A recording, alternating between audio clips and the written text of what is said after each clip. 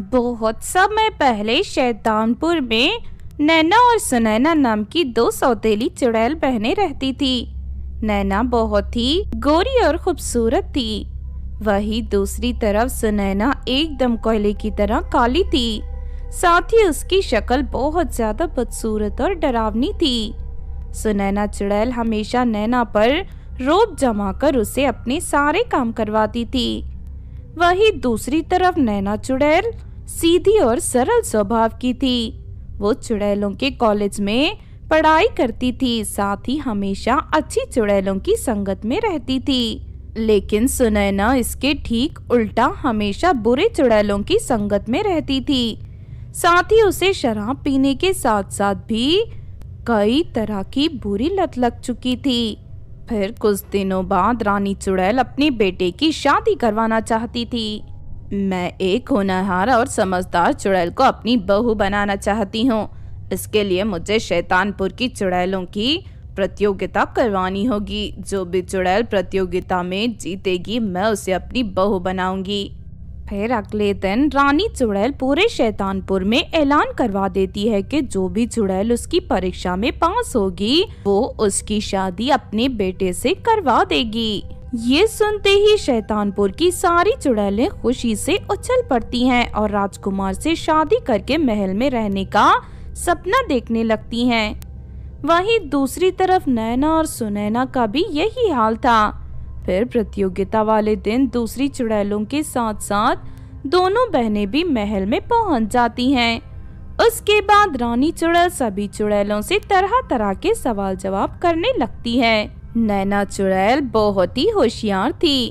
वो रानी चुड़ैलों के सभी सवालों का बिल्कुल ठीक जवाब देती है। नैना चुड़ैल की बुद्धिमानी से रानी चुड़ैल बहुत प्रभावित होती है।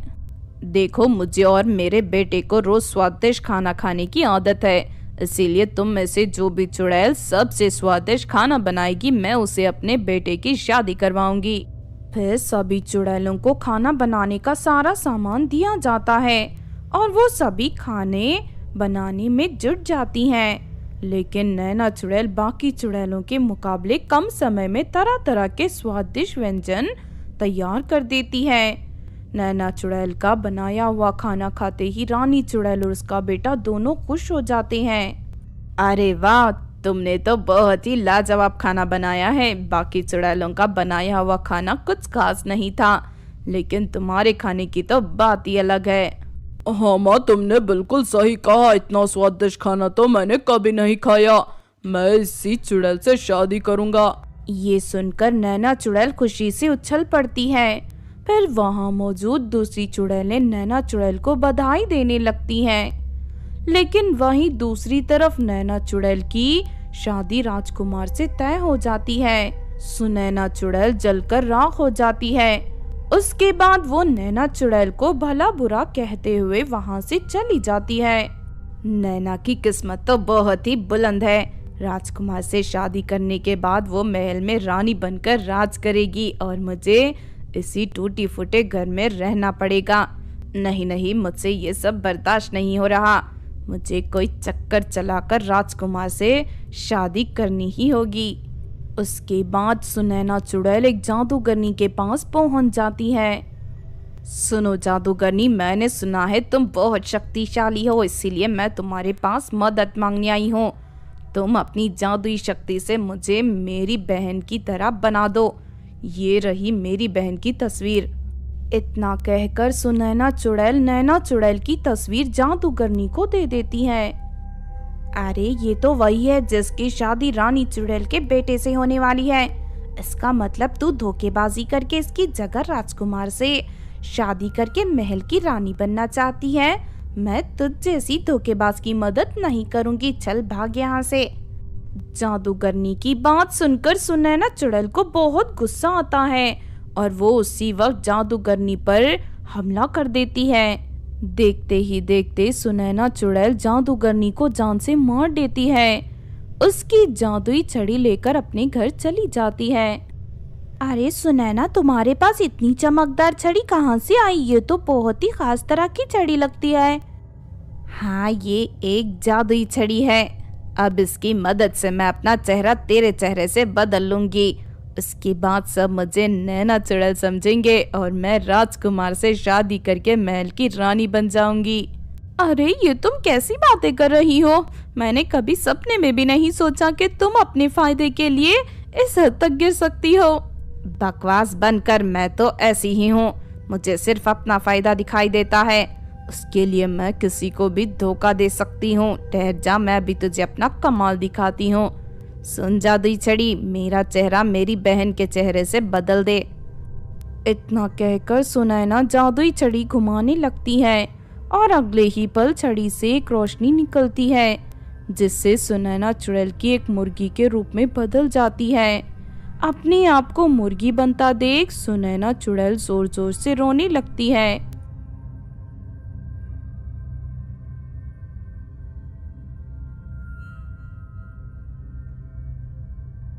नहीं नहीं, अब तेरी कोई मदद नहीं करूंगी मैं। तुझे बिल्कुल सही सजा मिली है। इस तरह सुनैना चुड़ैल हमेशा के लिए मुर्गी बनकर जंगल में भटकने लगती है। पर कुछ दिनों बाद नैना चुड़ैल की शादी रानी चुड़ैल के बेटे से हो जाती है और वो रानी बनकर महल में राज करने लगती है। शारदापुर नाम के गांव में राधिका नाम की एक अनाथ लड़की रहती थी। राधिका सड़कों पर कचरा चुनने का काम करती थी। इसी से उसका गुजारा चलता था। लेकिन राधिका जब भी दूसरी लड़कियों को स्कूल जाते हुए देखती तो उसे अपनी बुरी किस्मत पर बहुत अफसोस होता। ये सब लड़कियां कितनी किस्मत वाली हैं जो इन्हें स्कूल में जाकर पढ़ने का मौका मिल रहा है, और एक मैं हूँ सारा दिन कचरा उठाने का काम करती हूँ। लेकिन अब चाहे कुछ भी हो जाए, मैं खूब मेहनत करूंगी और पैसे इकट्ठे करके स्कूल में एडमिशन लूंगी। फिर कई महीनों की मेहनत के बाद राधिका कुछ पैसे जमा कर लेती है और एक स्कूल में एडमिशन करने पहुंच जाती है। तू सड़कों पर कचरा चुनने वाली एक भिखारन है। तूने सोच भी कैसे लिया कि तू मेरे स्कूल में एडमिशन ले लेगी? मेरे स्कूल में एडमिशन के लिए 1 लाख रुपए भरने पड़ते हैं। बोल, तेरे पास इतने पैसे है क्या? ये सुनकर राधिका की आंखें फटी की फटी रह जाती हैं। हे भगवान, 1 लाख रुपए? मैडम, मैं इतने पैसे कहाँ से लाऊंगी? लेकिन मेरा पढ़ने का बहुत मन है। दया करके आप मुझे अपने स्कूल में एडमिशन दे दीजिए। देख, मैंने ये स्कूल पैसे कमाने के लिए खोला है, समाज सेवा करने के लिए नहीं। चल निकल जा यहाँ से और दोबारा यहाँ आने की हिम्मत मत करना। लेकिन राधिका नहीं मानती और प्रिंसिपल के पैरों पर गिरकर गिड़गिड़ाने लगती है। ये देख प्रिंसिपल को बहुत गुस्सा आता है और वो अपनी छड़ी उठाकर राधिका को मारने लगती है। उसके बाद प्रिंसिपल राधिका को धक्का देकर सड़क पर गिरा देती है। चल भाग यहाँ से, दोबारा मेरे स्कूल के आसपास भी दिखाई दी तो मैं तेरी दोनों टांगे तोड़ दूंगी, समझ गई ना तू? राधिका की इस हालत पर उसी स्कूल में पढ़ने वाली अमीर लड़कियां हंसते हुए उसका मजाक उड़ाने लगती हैं। ये सब देख राधिका को बहुत बुरा लगता है और वो रोते हुए वहां से चली जाती है। चलते चलते राधिका एक पेड़ के पास पहुंचती है। उस पेड़ के नीचे बैठकर अपने हालातों पर अफसोस करने लगती है। तभी पेड़ के ऊपर बैठी 2 चुड़ैल बहनें राधिका की सारी बातें सुन लेती हैं। अरे ये बेचारी लड़की तो पढ़ना लिखना चाहती है, लेकिन अपनी गरीबी की वजह से ये स्कूल में एडमिशन नहीं ले पा रही। हाँ, इसकी हालत देखकर मुझे बहुत अफसोस हो रहा है। चल इसे अपने स्कूल में एडमिशन दिलवा देते हैं। उसके बाद वो दोनों चुड़ैल राधिका के पास पहुंचकर उसे चुड़ैलों के स्कूल के बारे में सब बता देते हैं। चुड़ैलों के स्कूल के बारे में सुनकर राधिका बहुत खुश होती है। उसके बाद वो दोनों चुड़ैल राधिका को अपनी भूतिया स्कूल में ले जाती हैं और वहां उसका एडमिशन करवा देती हैं। पर राधिका को एक सोने का बैग दिया जाता है। उस बैग के अंदर मौजूद सभी किताबें और पेंसिल सोने की बनी हुई थी।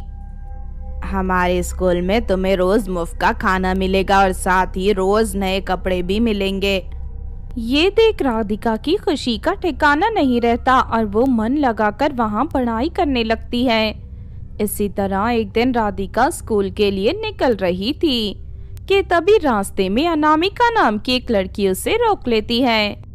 क्यों री, राधिका कहाँ जा रही है? इतने दिन हो गए तू मेरे घर पर कचरा उठाने नहीं आई।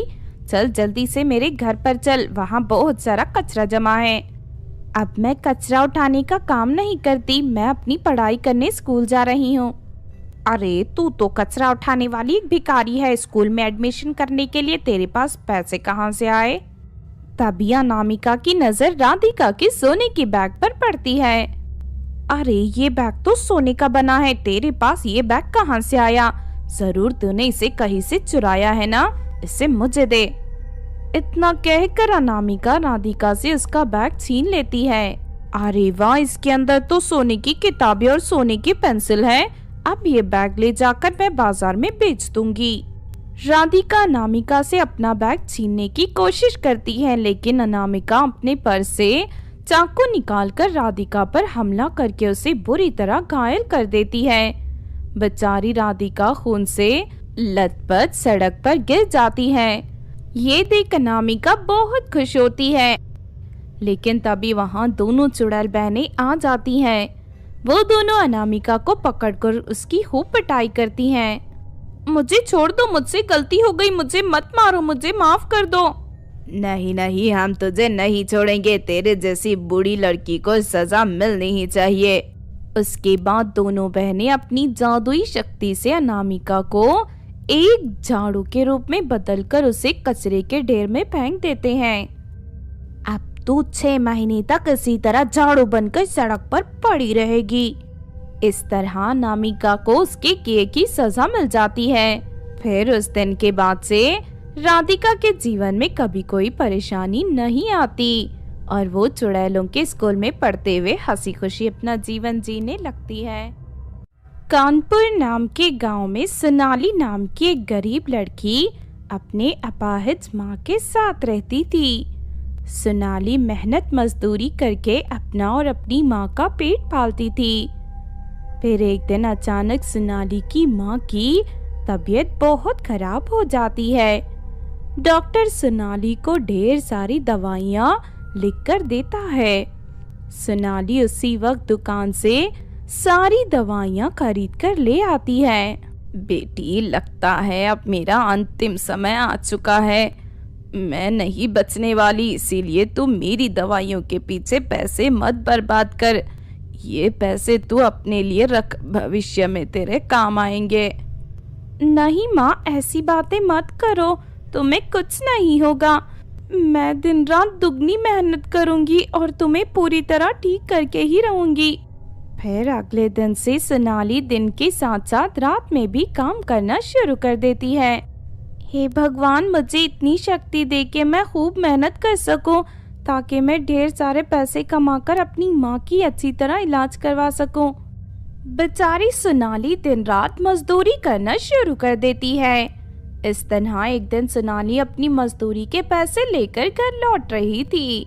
तभी अचानक रास्ते में से गांव की कुछ लड़कियां रोक लेती हैं। आज तुझे तेरी मजदूरी मिली है ना, चल सारे पैसे हमारे हवाले कर दे। देखो, मैं अच्छी तरह जानती हूँ तुम सब शराब पीने वाली बिगड़ी हुई लड़कियाँ हो, इसीलिए चुपचाप मेरा रास्ता छोड़ दो, वरना ठीक नहीं होगा। अरे ये तो हमसे जरा भी नहीं डर रही, उल्टा हमें ही धमकी दे रही है। चलो मिलकर इसकी पिटाई करते हैं। उसके बाद सभी लड़कियां मिलकर सोनाली को मारने लगती हैं। सोनाली उनसे लड़ने की बहुत कोशिश करती है, लेकिन वो सभी लड़कियां तादाद में ज्यादा थीं। थोड़ी ही देर में सोनाली बुरी तरह घायल होकर जमीन पर गिर जाती है। ये देख सभी लड़कियां जोर जोर से हंसने लगती हैं। तू तो बड़ी बड़ी बातें कर रही थी ना, चलो टब। अरे इससे बकवास करके बेकार में टाइम बर्बाद मत करो, जल्दी से इसके पैसे छीन कर यहाँ से निकल चलते हैं। नहीं नहीं, मेरे पैसे मत लो, मैंने ये पैसे बड़ी मेहनत करके जमा किए हैं, इससे मुझे अपनी माँ का इलाज करवाना है। लेकिन वो सभी लड़कियां बहुत बुरी थी, उन्हें सोनाली पर जरा भी तरस नहीं आता। फिर वो सभी सोनाली के सारे पैसे छीन लेते हैं। उसके बाद सभी लड़कियां सोनाली को ले जाकर एक नदी में फेंककर वहां से भाग जाते हैं। लेकिन दूसरी तरफ उस नदी में नाव चला रही विनीता नाम की लड़की सोनाली को बचा लेती है। अरे ये लड़की तो बेहोश हो गई है, लगता है इसे माँ के पास ले जाना पड़ेगा। विनीता एक जादूगरनी की बेटी थी। वो सोनाली को अपने घर ले जाती है। विनीता का घर एक बहुत बड़ी शिमला मिर्च से बना हुआ था। विनीता की माँ फौरन सोनाली को एक जादुई दवाई खिलाकर उसे होश में ले आती है। होश में आने के बाद सोनाली विनीता और उसकी माँ को अपनी दुख भरी जिंदगी की सारी दास्तान सुना देती है। तुम चिंता मत करो, हम दोनों तुम्हारी मदद करेंगे। ये हमारा शिमला मिर्च से बना हुआ घर जादुई घर है। तुम हमारे घर से अपनी एक इच्छा मांग सकती हो। ये सुनकर सोनाली खुश हो जाती है। मैं अपनी माँ का इलाज करवाकर उसके साथ सुकून से अपनी जिंदगी जीना चाहती हूँ। अच्छा ठीक है, ये घर अभी तुम्हारी इच्छा पूरी कर देगा। फिर अगले ही पल सोनाली के ऊपर से ढेर सारे नोटों की बारिश होने लगती है। देखते ही देखते वहाँ नोटों का ढेर लग जाता है। उसके बाद सोनाली उन सभी नोटों को उठाकर अपने घर ले जाती है।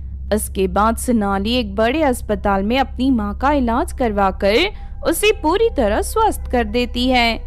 दूसरी तरफ सोनाली अपने पुराने घर को तोड़कर वहाँ एक बहुत ही सुंदर घर बनवा लेती है। इस तरह सोनाली की जिंदगी पूरी तरह बदल जाती है और वो अमीर बनकर अपनी माँ के साथ साथ खुशी से रहने लगती है। लेकिन फिर एक दिन गांव की बुरी लड़कियों को सोनाली के बारे में सब पता चल जाता है। फिर एक रात वो सभी सोनाली के घर पहुंच जाते हैं। सच सच बताना, तेरे पास इतनी सारी दौलत कहाँ से आई? देख, अगर तूने सच नहीं बताया तो हम सब तेरी माँ को जान से मार देंगे। अपनी माँ को खतरे में देख सोनाली सभी लड़कियों को जादुई शिमला मिर्च घर के बारे में सब बता देती है। फिर वो सभी लड़कियां जादुई शिमला मिर्च के घर के पास पहुंच जाते हैं। उन सबको देख विनीता और उसकी माँ दोनों चौंक जाते हैं। हमें ढेर सारे सोने के सिक्के चाहिए, जल्दी से अपने घर से कहो कि ये हमें ढेर सारे सोने के सिक्के दे, वरना तुम दोनों जिंदा नहीं बचोगी। लेकिन अगले ही पल उन सभी लड़कियों के ऊपर बिजली गिरने लगती है। मर गई रे, कोई बचाओ मुझे, अरे कोई मेरी मदद करो। ये घर तो खतरनाक है, यहाँ से भागो वरना ये हमारी जान ले लेगा। उसके बाद सभी लड़कियां घबराकर वहाँ से भागने लगती हैं। लेकिन वो जादुई घर सभी को बिल्ली के रूप में बदल देता है। ये देख विनीता और उसकी माँ दोनों खुश होती हैं। इस तरह उन सभी लालची लड़कियों को उनके किए की सजा मिल जाती है और वो सभी बिल्ली के रूप में भटकने लगते हैं।